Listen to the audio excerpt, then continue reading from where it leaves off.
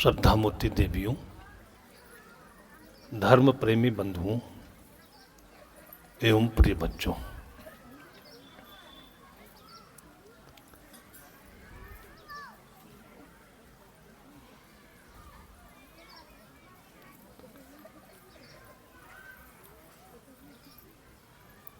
सद्गुरु कहते हैं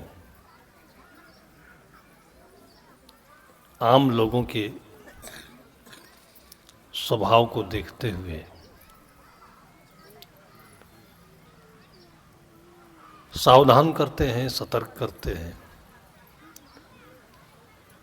दुख में सुमिरन सब करें, सुख में करें न कोई।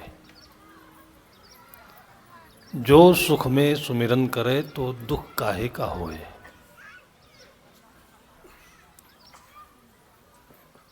दुख और सुख के बीच में जो धार है वही हमें धर्म की गंगा की ओर ले चलती है।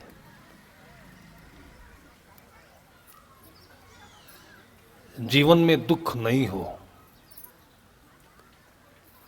तो लोग बहुत प्रायः पाप पुण्य की, धर्म की, परोपकार की चर्चा नहीं करेंगे। दुख जीवन का सबसे बड़ा गुरु है। दुख कई प्रकार के हैं, अपने से भी होता है, दूसरों से भी होता है और मन को समझाने के लिए होता है, समझने के लिए होता है। सुख दुख का परिणाम है। जिस दुख से हम परेशान होते हैं वो हमारे भूले हुए सुख के रास्ते को फिर से दिखाता है। दुख हमें सुख की ओर ले चलता है, लेकिन हम दुख को समझने की बजाय दुख में उबते हैं, उलझते हैं, परेशान होते हैं और हमारी समझ बिगड़ जाती है।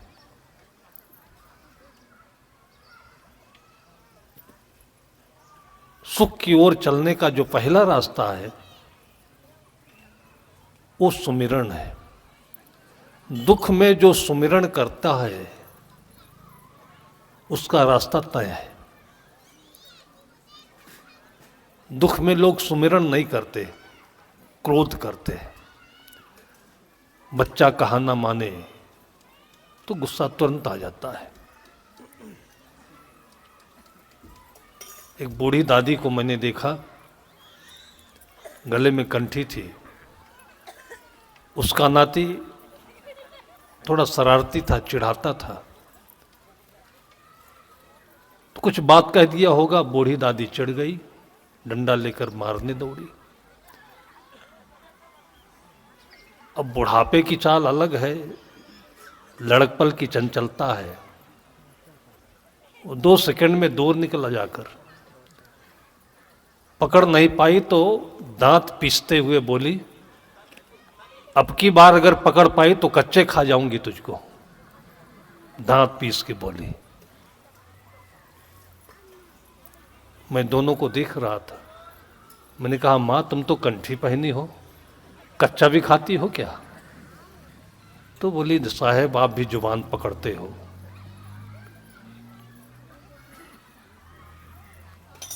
बच्चा चंचल है, स्फूर्तमान है, अनेक संभावनाओं को लेकर के उछल रहा है, उसकी याद नहीं आती। बुढ़ापे में बस मोह है, ममता है, उसी की गांठ में बच्चों को लोग बांधना चाहते हैं तो क्रोध आता है। अपने अनुसार नहीं हो बच्चों से तो क्रोध आता है।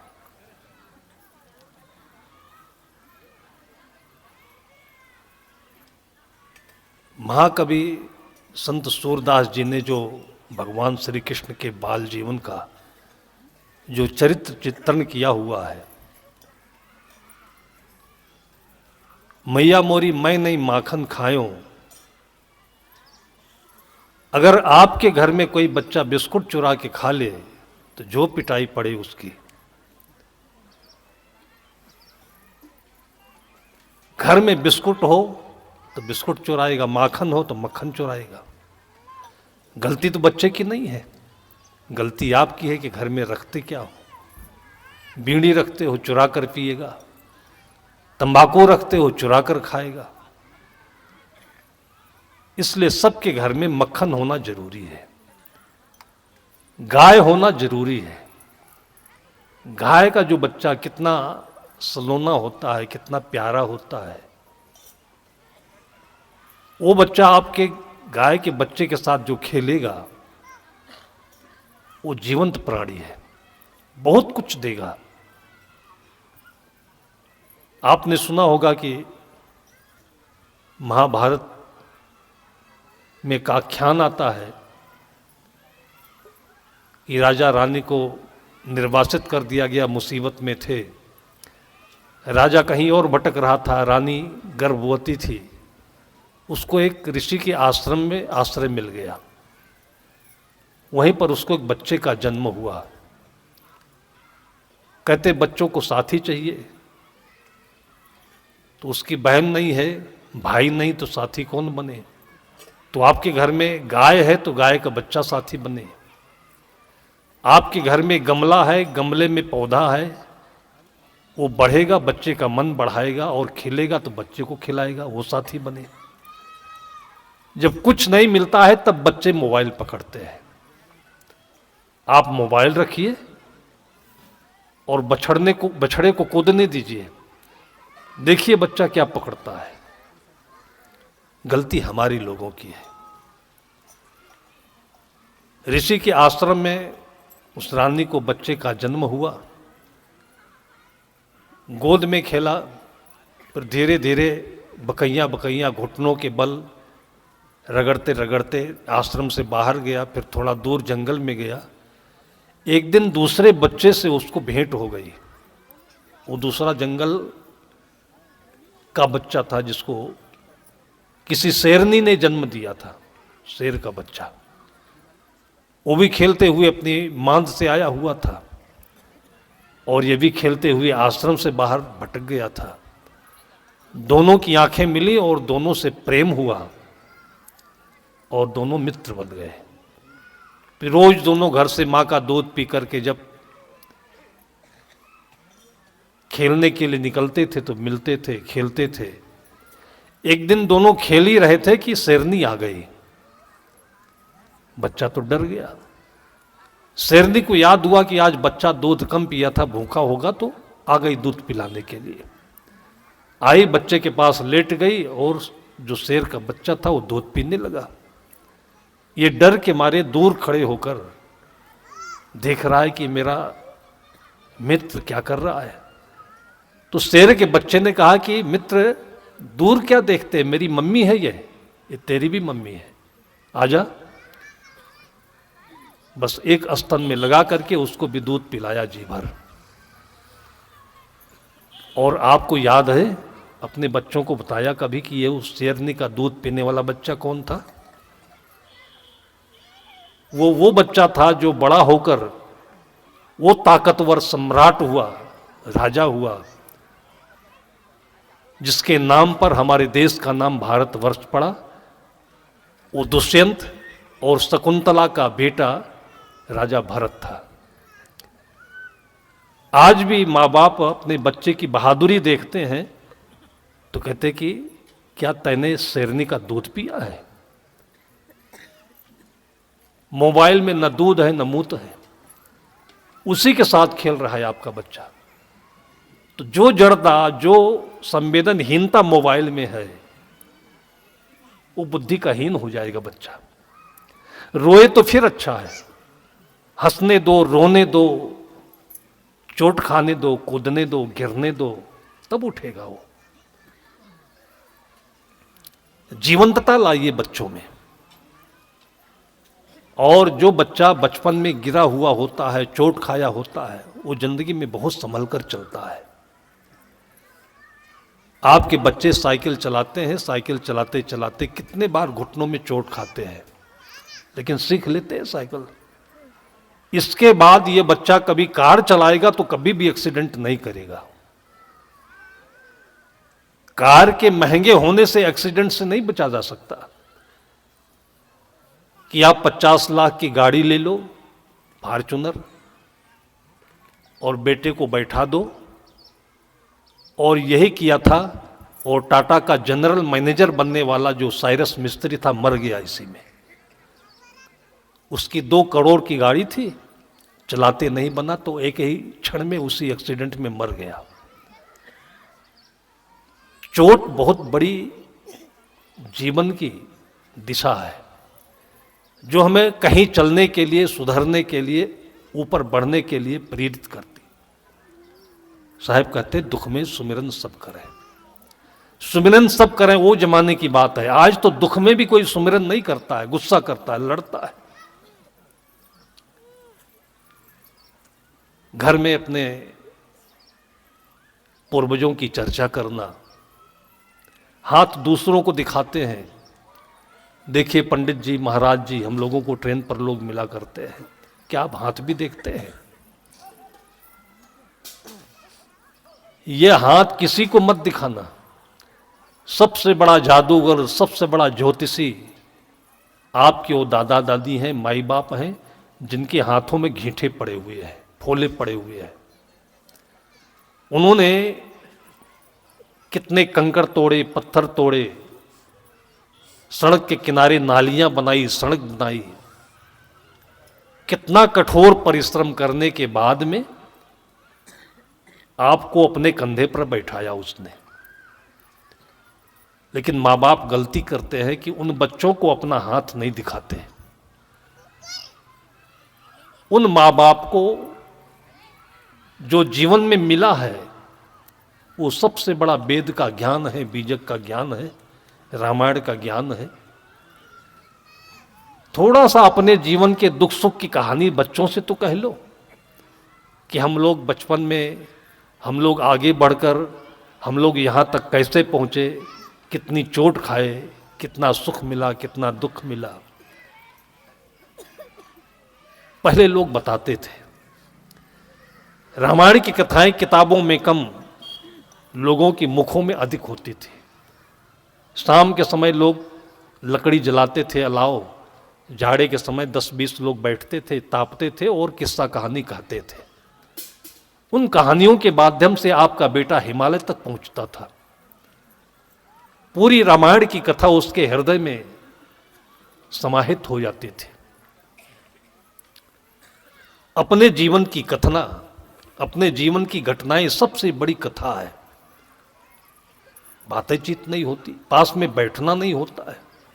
पति पत्नी भी अलग अलग कमरे में अलग अलग मोबाइल लेकर के बोलते हैं खाने आ जाओ, भोजन तैयार है। एक समय था, आप लोगों को इसी महाभारत से बताता हूं जो कथा के रूप में सुनते हो। पांडवों को अज्ञातवास हुआ था, साथ में सहायक के रूप में सेवा करने के लिए द्रौपदी गई हुई थी। झोपड़ी में रहते थे। 5 भाई जंगल में कंदमूल की तलाश में गए थे और द्रौपदी रसोइया थी, भोजन बना करके प्रतीक्षा में बैठी थी। तब तक बीच में एक संत आ गए, ऋषि आए, बैठाया आसन पर। कुछ पूछती, हालचाल पूछती, परिचय पूछती। उससे पहले उनकी आंखें उनको पहचान गई कि ये बहुत दिन से भूखे हैं। पहले पूछ वूछ कम होते थे, पहले आंखों से लोग पढ़ लेते थे कि हमारे द्वार पर कौन आया है। एक गिलास पानी रख दिया, गुड़ रख दिया, शरबत रख दिया। सबसे पहले सेवा, ये पहचान है। पानी पीने में, भोजन करने में सबकी पहचान हो जाती है। गुजरात में कहावत कहते, मानस नी परीक्षा खाटले नी पाटले। 2 समय में लोगों की पहचान होती है, या तो भोजन करता पाटले पर बैठकर तब, और या तो जब वो बीमार होकर के खाट पर पड़ जाता है तब। दो समय में पहचान होती है मनुष्य की। आजकल पढ़े लिखे लोग हैं तो आईडी बनाते हैं, आईडी से कोई पता चलता है कि आदमी कौन है। ये द्रौपदी भोजन बना करके बैठी थी, संताए कुछ पूछती उससे पहले पहचान गई कि ये भूखे हैं। ये सबसे बड़ी विद्या है जिसको फेस रीडिंग कहते हैं। आंखों से आंख मिलते ही अंतर के घनत्व तक ये हमारी ऊर्जा पहुंच जाए और संवेदना मिलने लगे कि क्या होता है, क्या होना चाहिए। इसको रडार कहते हैं। एक यंत्र होता है, किधर से हवाई जहाज आ रहा है उसकी किरणें पड़ती हैं और चित्रण करने लगती है। और ये ज्ञान किसका होता है? ये माँ का ही हो सकता है। छोटा बच्चा होता है, कब सुसु करेगा, कब टट्टी करेगा, माँ समझ जाती है। लेकिन अब पढ़ी लिखी हो गई तो चालाक हो गई माँ भी। एक आंगन में मैंने देखा, हम लोगों की आरती हो रही थी और पास में एक बच्चा अभी 2 महीने का रहा होगा, लेटा, उसके मुख में कुछ लाल लाल चिपका हुआ था। बहुत देर तक मैंने देखा कि तितली होती तोड़ जाती, फूल रखा होता तो गिर गया होता। उसकी माँ से मैंने पूछा कि बच्चे के मुख में क्या चिपका हुआ है, हटाओ। तब वो मुस्कुराई, बोली चिपका नहीं महाराज जी, ये निपुल है, निपुल। बच्चा रोता बहुत है इसलिए चिपका दिया है, ये चूसता रहेगा ऐसे, प्लास्टिक का निपुल। मैंने कहा अभी से धोखा दे रही हो, रोना कोई बुरी बात है क्या? पैदा होते ही बच्चा रोए नहीं तो बुरी बात है, तो अशुभ सूचना है। तुम मां हो, वो रोएगी नहीं तो तुम कैसे पहचानोगे कि मेरा बेटा कहां है? कोई कुतिया बच्चा दी हो और आसपास रोटी की तलाश में कहीं गई हो कुतिया, वो आप जाकर बच्चे को पकड़िए, देखिए 1 सेकंड में आपका टांग नोच देगी आकर कुतिया। इतनी पहचान है उसको अपने बच्चे की, और आप अपने बच्चे के मुख में निपुल लगा दिया है। ये पाखंड चलता है पढ़ाई लिखाई के बाद में। द्रौपदी पहचान गई, कहा मुनिवर भोजन तैयार है, चलिए भोजन कर लीजिए। सचमुच में भूखे थे, भोजन किया और डट के किया। आधा पेट भोजन आया, लगभग 2-3 खुराक खा गए हो। तब उनको होश आया और बोले कि बेटी बड़ी गलती हो गई हमसे, ये कोई महल तो है नहीं, जंगल है। तुमने जिनके लिए भोजन बनाया था वो क्या खाएंगे? ये गणित का हिसाब होता है। अपने का, बेटों के बीच में, पति पत्नी के बीच में। आजकल लगभग जितनी शादियां होती हिसाब से होती है। आईएएस है तो आईएएस लड़की होनी चाहिए, डॉक्टर है तो डॉक्टर लड़की होनी चाहिए। इतना लड़ते हैं हिसाब करते करते कि फिर सुप्रीम कोर्ट में डाइवोर्स होता है। पहले कोई पढ़ा लिखा नहीं होता था, कोई लड़की देख करके नहीं लाई जाती थी। माता पिता जो ला करके समर्पित कर देते हैं, जिनको जोड़ देते हैं, और कितने सुंदर ढंग से 10 हो, परिवार में 20 हो, सबका खाना बनाए, सबकी सेवा करे और सुंदर परिवार चलता था। इतनी शक्ति आती थी। ये शक्ति किसमें होती है? प्रेम और समर्पण में। आज देखा देखी का इतना नाटक चल रहा है। देखिए शादियां होती हैं, शादी होने में समय कम लगता है, देखने में बहुत लगता है। और घर में नहीं देखते, होटल में बुलाकर देखते हैं। होटल में कोई अलादीन का चश्मा रखा है, निकाल कर देखोगे उसको, क्या देखना चाहते हो? और देखते देखते ऐसा देखते हैं, लंबाई कितनी है, चौड़ाई कितनी है, सर्टिफिकेट कितना है, कैसा है। होश में नहीं रह गए कि तुम शादी कर रहे हो कि फौज में भर्ती कर रहे हो। ये शादी कहलाती है। एक लड़के ने यही चर्चा करते कह दिया कि साहब बिना देखे शादी करने क्या, लूली हो, लंगड़ी हो, अंधा हो, कैसे हो। तुमने कहा तुम जब माँ के पेट में थे तो तुमको अल्ट्रासाउंड करा के माँ ने पैदा किया था। तुम पेट में से ही अगर लूले होते, अंधे होते, तो माँ तुमको पैदा करती कि नहीं करती? और पैदा होने के बाद माँ तुमको स्वीकार करती कि नहीं करती?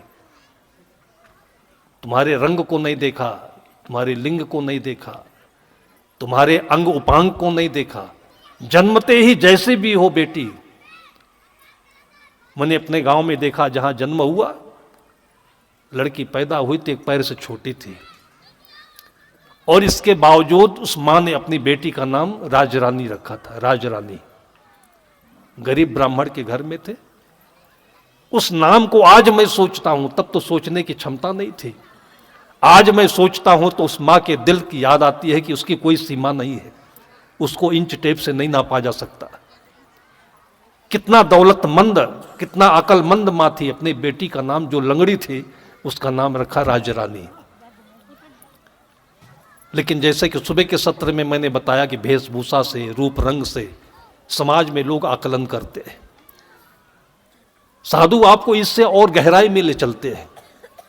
अपनी आंखों में ये धूल, ये माड़ा नहीं रखना। वो बेटी राजरानी जब बड़ी हुई, 15-16 साल की उम्र में, तब पहले शादी हो जाती थी। थोड़ा सा चिंतित हुआ पिता कि इसको कौन स्वीकार करेगा। एक ही 2 परिवार में देखने गए, दूसरा लड़का जो था उसने स्वीकार कर लिया। उस जमाने में वो बीएससी कर रहा था। चकित हुआ लड़की का पिता कि हमने पूरी बात बताई नहीं, और लड़का राजी हो गया। तो पिता ने खोल कर बता दिया कि बेटा, मेरी बेटी में थोड़ा सा नुस्ख है, एक पैर छोटा सा है, वो ढपक कर चलती है। लड़के ने कहा कि बाबूजी, मैं पैर से नहीं कर रहा हूं, लड़की के जीवन से मैं जुड़ रहा हूं, शादी कर रहा हूं। ये सब चीजें पूर्व की कमाई भी होती है। बहुत जन्म की यात्रा में वो अपने घर चले गए, आप अपने घर चले गए, फिर वही लड़के लड़की मिल जाते हैं। ये खोजने से कोई शोरूम का मोबाइल नहीं है कि आप रियलमी का खरीद लो, अप्पो का खरीद लो, आप जाकर के एप्पल का खरीद लो।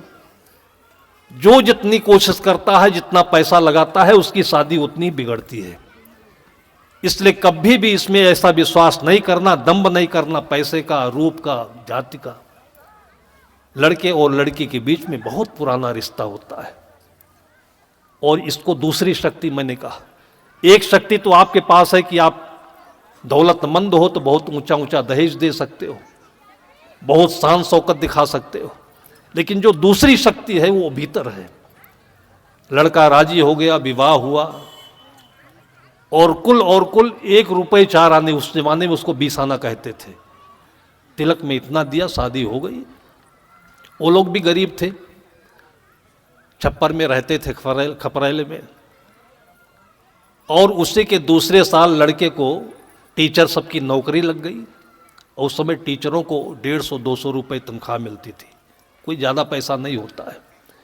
3 साल के भीतर इतने आमदनी में, और कैसे बरकत हुई कि मकान बढ़िया सा बना, और उन्नति होने पर आज लोग मोटरसाइकिल लाते हैं, फॉर्च्यूनर लाते हैं। उस जमाने में सब नहीं होता था तो लोग घोड़ा लाते थे। उसने घोड़ा नहीं लाया, हाथी लाया। जो बरकत हुई कि हाथी आया उसके घर में। चारों दिशाओं में उसकी यश कीर्ति। और सज्जन प्राणी, गरीब होकर के भी अमीर हुए, और अमीर होकर के भी पूरे गांव में सबसे बराबर प्रेम, बराबर स्नेह। और उस लड़की के मायके में, जिस गांव में हम रहते थे, चर्चा आई, उसका नाम राजरानी था। लेकिन गांव में गरीबी के कारण राजरानी को किसी ने राजरानी कहा ही नहीं। नाम तो राजरानी था। जैसे बिहार के मुख्यमंत्री हुआ करते थे लालू, कभी भी किसी ने लालू कहा आपने डिबेट में सुना?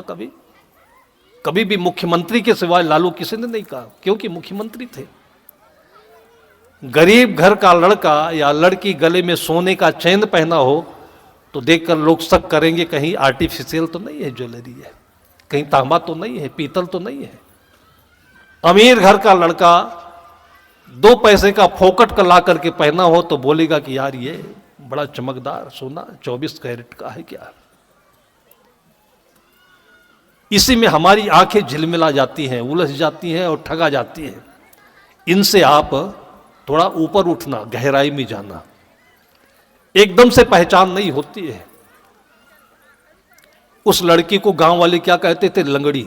राजरानी किसी ने नहीं कहा, राजरानी नाम ही नहीं जानते थे उसका लोग।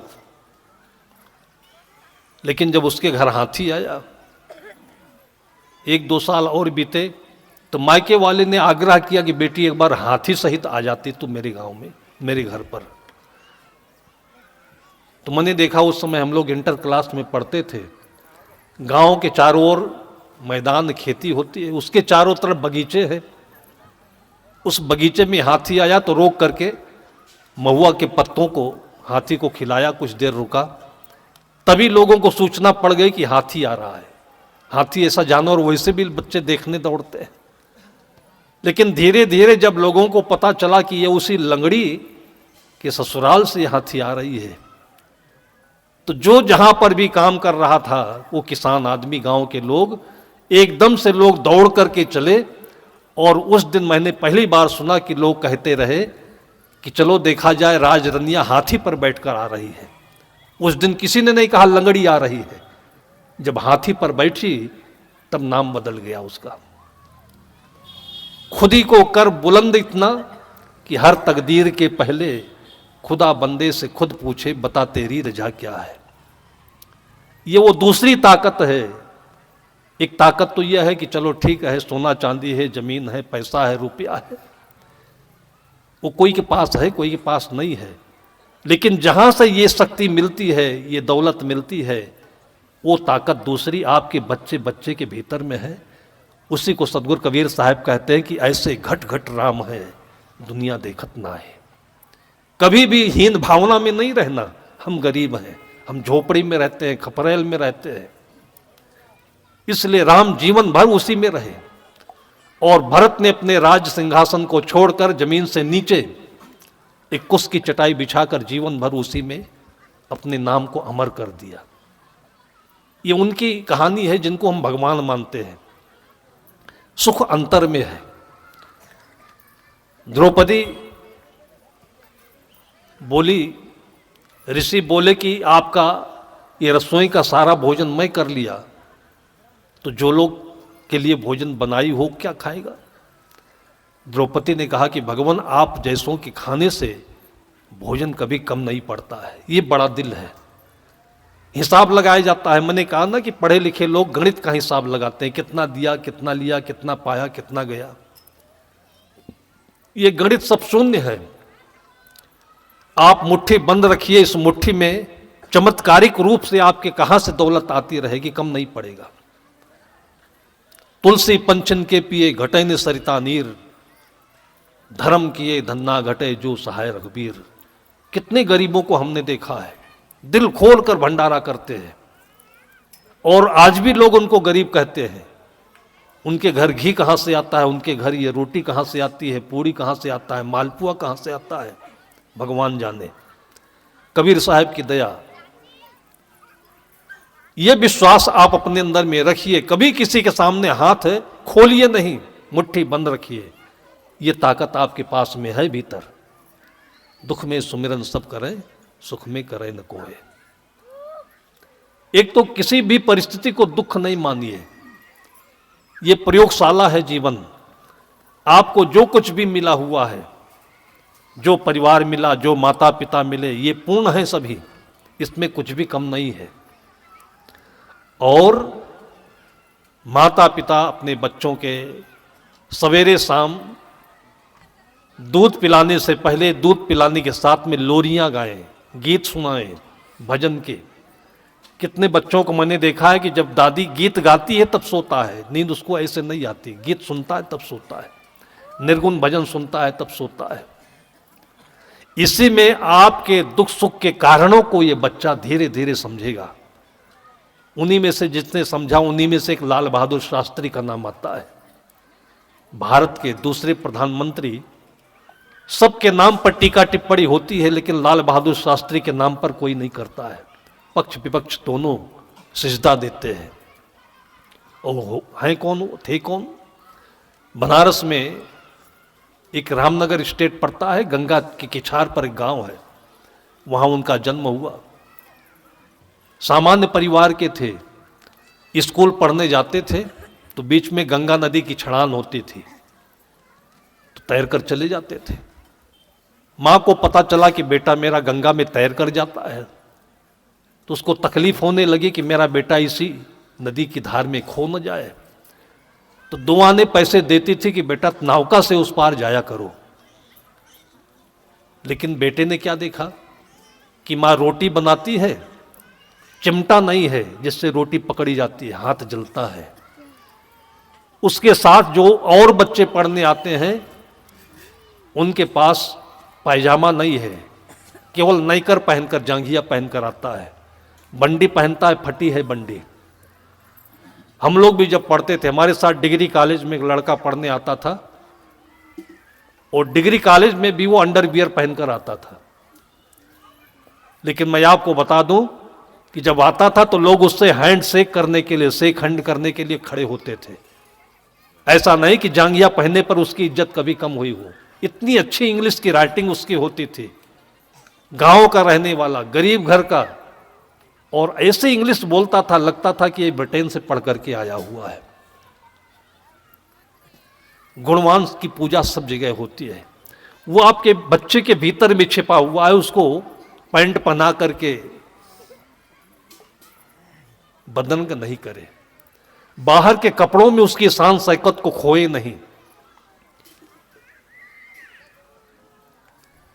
लाल बहादुर शास्त्री देखते कि मेरे साथियों की ये दशा है कि लिखने के लिए तख्ती और कलम नहीं मिलती थी। पहले हम लोग लकड़ी की तख्ती पर और सेठा की कलम से और छुही है, कालख है, दवात में लग करके और उससे राइटिंग लिखते थे। अब तो ऐसे कलम आ गए हैं कि जिसमें रिफिल होती है, स्याही भी भरने की जरूरत नहीं है। पहले निप वाला कलम आता था जिससे राइटिंग अच्छी बनती थी, और अब ये जो रिफिल वाली कलम आ गई है ये कहीं पर रुकती नहीं, यहां रखो वहां पहुंच जाती, इसलिए किसी बच्चे की राइटिंग सही नहीं है। राइटिंग अच्छी बनती थी लकड़ी से। हम जब राइटिंग लिखते थे, मुझे याद है कक्षा 3 में पढ़ता था, तो हमारे सर जो पढ़ाते थे हमारे पास आकर के 2 मिनट खड़े होकर के हमारी राइटिंग देखते थे। और जब मैंने ग्रेजुएशन किया है आज से 45 साल पहले, मैं जब 13वीं 14वीं में पढ़ता था तो भी हमारे गुरुदेव श्री संत साहब जी बहुत सुंदर राइटिंग लिखते थे। उनकी चिट्ठी हमारे घर पर मिल गई, जो प्रिंटेड अक्षर होते उससे सुंदर, और वो चिट्ठी लिखकर मैं बैठता था, उसी की नकल करता था। रोज बैठकर 1 घंटा तक मैं, बच्चे स्कूल में भी डिक्टेशन नहीं लिखे होंगे, नकल नहीं लिखे होंगे, और हम घर पर लिखते थे। और उसका जो आशीर्वाद मिला उस चिट्ठी के माध्यम से कि आज मैं चिट्ठी लिख करके भेजता हूं तो कहे, चाहे वो गवर्नर हो चाहे वो कलेक्टर हो, वो ये नहीं पूछता कि चिट्ठी कहां से आई है, राइटिंग देखता है और राइटिंग देखकर काम करता है। मैं जाऊं तो हो सकता है काम ना हो, लेकिन हमारी चिट्ठी की राइटिंग देखकर काम होता है। ये सारे गुण आपके बच्चों के भीतर में है। इन कलम ने, आजकल के ये पैसे वाले कलम ने, पैसे वाली व्यवस्था ने इसको खो दिया। हम लोग कुदरत की व्यवस्था में पढ़े, कभी भी पैसे के अभाव में अपनी परिस्थिति को लेकर कोसिए नहीं। हम वो चीज आपको बता रहे हैं जो आपकी दौलत है। आपके जीवन की सत्य निष्ठा होनी चाहिए, इसके लिए आस्था होनी चाहिए। लाल बहादुर शास्त्री वो 2 आना पैसा जो पाते थे उसको अपनी मां से बताए बगैर मेला से चिमटा खरीदकर घर में लाकर दे देते थे। उससे वो कलम खरीदकर, तख्ती खरीद करके अपने साथी को देते थे, और नहीं तो साथी जमीन पर लिख करके काखा गागा पढ़ता था। इतना बड़ा दिल, उस दिल में इतना रस किसने भरा होगा। उसके बाद यही करते करते उनकी पढ़ाई हुई है, और उसके बाद बीच में तो बहुत उतार चढ़ाव उन्होंने झेला होगा। लेकिन जब प्रधानमंत्री बने हैं, और बने नहीं बनाए गए, तो 3 महीने हो गए अपने घर नहीं पहुंचे। वैसे हर महीने की पूर्णमासी को अपनी मां के चरण छूने जाते थे, कहीं भी हों मां के पास जरूर पहुंचते थे। 3 महीना जब नहीं पहुंच पाए तो मां बिलखने लगी मोह के मारे कि मेरा बेटा लल्ला नहीं आया, 3 महीने हो गए। तो आसपास के लोगों को आश्चर्य हुआ कि जिसका बेटा प्रधानमंत्री बन गया हो उसकी मां को पता तक नहीं चले। अरे आज तो कोई सरपंच भर हो जाए तो सारे गांव की खोपड़ी तंग कर देता है, इतने पटाखे फोड़ता है वो, पूरे गांव में जुलूस निकलता है, हिंसा हो जाती है। और लाल बहादुर शास्त्री प्रधानमंत्री बने, मां को पता तक नहीं चले। ये गुप्त रूप की शक्ति है। सतगुरु कबीर साहब ने बीजक जो परिभाषा दिया है, बीजक कहिए सागधन, धन का कहे संदेश। बीजक वो शक्ति है जो आपके घरों में, आपके दिलों में गुप्त रूप से समाई हुई है। लाल बहादुर शास्त्री ने अपने को गुप्त रखा। जब 3 महीना नहीं मिले तो मां को थोड़ा मोह सताया, तो पड़ोसियों ने कहा कि तेरा बेटा प्रधानमंत्री हो गया, मिल नहीं आएगा वो, तुझको बहुत इच्छा होती है मिलने की तो दिल्ली चली जा, बनारस में ट्रेन मिल जाएगी। लोगों ने मजाक किया और लाल बहादुर शास्त्री की मां शाम को ही दिल्ली जाने के लिए वाराणसी स्टेशन पर पहुंच गई और सवेरे दिल्ली प्लेटफार्म पर उतर करके भटक रही है, कमर झुकी हुई है, पुरानी मार्किन की धोती पहनी हुई है, कंट्रोल वाली, और स्टेशन पर प्लेटफार्म पर लोगों से पूछती फिरती है कि बेटा मेरा लल्ला यहीं पर है, कोई पता बता दे। अब उसकी बूढ़ी की आवाज कौन सुनता। एक कांस्टेबल जिसकी वहां ड्यूटी लगी हुई थी, उसको लगा कि तो मेरी दादी जैसे है। वो खड़ा हो करके पूछता है कि दादी तुम लल्ला लल्ला कहती हो इतनी बड़ी दिल्ली में, कुछ और तो पता बता दो, कैसे पता लगेगा। तब उसके मुख से निकला कि बेटा लोग कहते हैं कि मेरा बेटा प्रधानमंत्री हो गया है। इतना नाम सुनते ही उसके रोए खड़े हो गए, हवा सरक गई कि प्रधानमंत्री की मां है, भटक रही यहां पर। एकदम से चौंका, संदेशा पहुंचा, डीआरएम की गाड़ी आ गई, लाल बत्ती की गाड़ियां लग गई, उस बूढ़ी मां को गाड़ी में बैठा करके प्रधानमंत्री आवास पहुंचाया गया। यह चमत्कारिक शक्ति हर एक मां की गोदी में छिपी है, उसको याद करो। सदगुरु कहते हैं कि दुख में सुमिरन सब करें।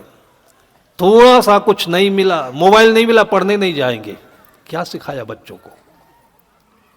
इन बच्चों को इनकी कहानियां, इनके जीवन का परिचय आप दिए होते तो इनके अंदर की शक्ति अंकुरित तो होती। आपने तो इनको शाहरुख खान को दिखाया, आमिर खान को दिखाया, जो दिन भर नाटक करता है, जिसकी कोई जिंदगी असली है ही नहीं है। और ऐसे ऐसे कितने नृत्य करने वाले, नाटक करने वाले बेमौत मर रहे हैं, जहर खा खा कर मर रहे हैं, और उनको तुम पर्दे पर देखते हो और अपने बच्चों को उनका नाम बताते हो। दुख में सुमिरन सब करे, सुख में करे न कोई। सुख के लिए लालायित मत होना, दुख को समझना। ये तुम्हारा गुरु है, ये तुम्हारे पथ को गंगा की धार के समान प्रशस्त करने के लिए आया हुआ है। आज संत लोग आपके दुख को सजा करके सुख में बदलने के लिए आए हुए हैं। इस दुख को अंगीकार कर लेना। दुख का मतलब ऐसा कुछ नहीं, 2-3 चीजें नहीं होनी चाहिए। आपने ऐसा कोई कृत्य नहीं किया हुआ है कि आपको पुलिस ढूंढ रही हो, वारंट आया हो, आपने किसी का कर्जा नहीं लिया हुआ हो, और आपने किसी को दुख तकलीफ नहीं दिया हो, तो बाकी कोई चिंता नहीं रखना। आपके पास जो भी है वो हीरा है, और वो आपके जीवन का सर्वोच्च शिखर है। सर्वोच्च शिखर तक पहुंचने का आपका, तो जीवन में इस चीज को हम याद करें। साहब कहते हैं कि दुख में सुमिरन सब करें, सुख में करें न कोई। बहुत सारी माएँ हमारे भारतवर्ष में अपनी परिस्थितियों को सामना करके, अंगीकार करके, और आगे जहां पर पहुंची हैं वो संदेश दे रही है कि यहां पर तो पहुंचना ही है, लेकिन यहां तक आने के रास्ते में जो कठिनाइयां हुई हैं उसको प्रेम से अंगीकार करना, कहीं वहां पाप ना हो जाए। थोड़ा सा कुछ अनुकूलता आते ही, जिसको हम सुख कहते हैं, आदमी इतराने लगता है, पहचान खो देता है, माँ को माँ कहने में शर्म करता है, पिता को पिता कहने में शर्म करता है, क्यों गांठ तक धोती पहनते हैं, अब तो पैंट शर्ट पहनेगा। और यही अकल है कि जो आगे बढ़ करके उस अकल पर पहुंच गई कि आज देखो कि लड़के जीन्स पहनते हैं ना। मैंने लड़के को देखा, मैंने कहा भले आदमी, तुम कपड़ा पहने हो और मैं जानता हूं कि तुम अच्छे अमीर घर के हो, ये फटा कपड़ा क्यों पहनते हो? वो हंसने लगा, कहा महाराज जी फटा नहीं है, उसका कुछ नाम बता दिया उसने। स्टाइल दो दो तीन तीन जगह से उसने कहा फटा नहीं, ये फाड़ा गया है। ये आज ये बुद्धि जो जींस पैंट और शर्ट पर पहुंची थी, जो आगे बढ़ना चाहती है, वहां पहुंच गई जो पहले कंगालों को भी नहीं नसीब होती थी। उस जमाने में कंगाल आदमी भी कम से कम पहनता था तो फटे को सिल लेता था, ढक लेता था। आज ये बुद्धि आ गई लोगों के पास में। तो आपके पास सदगुरु की बुद्धि, आपके दूध में शहद के समान, मिश्री के समान मिल करके आपके बच्चों से, आपके बच्चों के दूध में, आपके बच्चों के रग रग में समा जाए। और ये तभी होगा जब यही नहीं, सुबह शाम अपने बच्चों के पास बैठ करके बच्चों के कान में कबीर साहब गाना, निर्गुण गाना, आरती गाना, और अपना दुखड़ा भी गा देना उसी में। अपने जीवन का जो दुख सुख है किसी से नहीं कहना, अपने बच्चों के कान में गा देना। इतने नहीं करते हम, दुनिया से रोते हैं। बहू आई और अभी 2 साल नहीं बीते, रिश्तेदार आने लगे, बहू की बुराई शुरू कर दी। जिसको तुमने आभूषण पहनाकर सजाकर इतने प्यार से घर में लाया है, तुम्हारे मुख से उसकी बुराई क्यों आती है? थोड़े दिन सह लो, उसके बाद देखना उसकी ऊंचाई। तुम्हारे लिए प्रेम, तुम्हारे लिए। तो जो करना चाहिए वो नहीं करते, जो नहीं करना चाहिए वो करते हैं। मां की गंभीरता, पिता की ऊंचाई, ये बहुत बड़ा पद है। ये शास्त्रों हमारे इसका जो उल्लेख हुआ है, इसको धीरे धीरे हम बोलते जा रहे हैं। ये बहुत महान पद है। तो उसे भी सत्संग कहते हैं, जो हम घर में आपस में बैठ करके एक दूसरे के कान में बोल लेते हैं। इतना नहीं करते हम लोग, दिन भर लंबी लंबी बातें करते हैं। एक गांव में हम ऐसे ही पड़े हुए थे सत्संग में, तो यहाँ आने के पहले पानी हम लोग अच्छा सा पीते हैं, तो हर 1 घंटे 2 घंटे में बाथरूम जाना पड़ता है। आप लोगों को भी पीना चाहिए। एक ही मंत्र आप ले लीजिए कि दिन भर में 10 गिलास पानी जरूर पीजिए। चाय है, कॉफ़ी है, कोल्ड ड्रिंक है और दुनिया की चीज़ें हैं, वो तो पैसे की है। और पैसे की चीज़ें बहुत अच्छी नहीं होती। बिना पैसे के जो मिले वो समझ लेना गॉड गिफ्ट है, ईश्वर की देन है। माँ के हाथों से मिल जाए तो वरदान ही है। फिर पानी जरूर पीना। 1 गिलास पानी पिया, फिर बाथरूम चला गया। घर बहुत बढ़िया आलीशान बना था, पूरे घर में इतना टाइल, इतना मोज़ेक और मार्बल लगा हुआ, लेकिन सारा पैसा कम पड़ जाता है बाथरूम में। और बाथरूम में भी जो बाथरूम का दरवाजा बनता है उसमें सब पैसा कम पड़ जाता है। इतना घटिया दरवाजा उसमें लगाया था प्लास्टिक का कि उसका हैंडल पता नहीं कब टूट गया था। अब हम गए तो लेकिन होश में नहीं थे। हमें तो जल्दी थी कि मंच पर हमारा नाम बुला रहे हैं, पहुंचना है, और ऐसे धक्का देकर दरवाजा बंद कर दिया। बैठे, बाथरूम हो गया। उठे, अब दरवाजा बंद है, खोलने के लिए हैंडल ढूंढे तो हैंडल है नहीं उसमें। अब इतना चिपक के वो बंद हो गया दरवाजा कि किसी तरफ से न पकड़ने की गुंजाइश और न खुलने की गुंजाइश। अब हम सुन रहे माइक में कि गुरुदेव जी आ रहे हैं, गुरुदेव जी आ रहे हैं। किसी को नहीं पता कि गुरुदेव जी बाथरूम में फंसे हैं।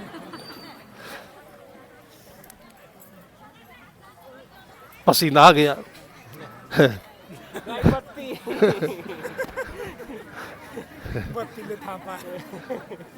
चलो चालू करो जी, अभी रुके रहो। चालू करो। बत्ती, वो जनरेटर बत्ती गई, जनरेटर चालू करो।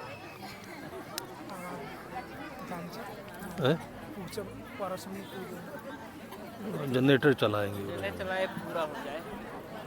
बस खत्म होने वाला था, थोड़ा बढ़ा दिया इसलिए। मैं मंत्र पूरा करता हूं। कभी भी अपने जीवन की गोपनीय बातें जो आपने सहा बहा, वो जीवन का सब सार सत्संग के रूप में अपने बच्चों को बताना कभी भूलना नहीं। इसी विषय की कथा मैं अपने जीवन की बताता हूं कभी भी आप लोगों के बाथरूम का दरवाजा ऐसा नहीं हो। फिर बाद में जिसमें कुंडी लगती है छोटा सा छेद मिला, तो मेरी उंगली पतली है, उसी में डालकर फिर मैंने खींचा, दरवाजे को खुला, फिर बाहर आए। हमको लेने आए साथी वही 5 मीटर पर खड़े थे, और लघुशंका होने में कोई घंटा भर तो लगता नहीं, लेकिन वो भी नहीं सोचे कि मेरे साथी इतनी देर कर क्या रहे। आकर के वहां कुछ पूछे होते तो मैं कहता दरवाजा खोलो। मतलब दुनिया में भीड़ बहुत है, आदमी बहुत है, परिवार बहुत है, लेकिन किसी का किसी से कोई नाता, दिल जुड़ा नहीं होता है, कोई किसी फिक्र नहीं करता। फिर मैं आया, अपने साथी से कहा कि देखो भाई, ये बाथरूम खतरनाक है, अब इसमें बाथरूम जाना तो दरवाजा ठीक से नहीं बंद करना। मैं बताया, उन्होंने कहा साहब मैं भी फंस गया था इसमें। तो मैंने कहा बताए क्यों नहीं? कहा याद नहीं रहा। फिर बाद में मंच से लौट करके आया तो और साथियों को बताया, जितने को बताया सब फंस चुके थे, लेकिन कोई किसी से बताया नहीं है। ये गोपनीय चीज अपने बच्चों से कभी बताना भूलना नहीं। ये बच्चे आपके सब कुछ होंगे, सब बनेंगे, आपके जीवन की रोशनी होंगे, चार चांद होंगे। सबके जीवन में स्वार्थ परमार्थ का ऐसे सुंदर चार चांद लगे, ऐसी शुभकामना के साथ मैं अपनी वाणी को विराम देता हूं।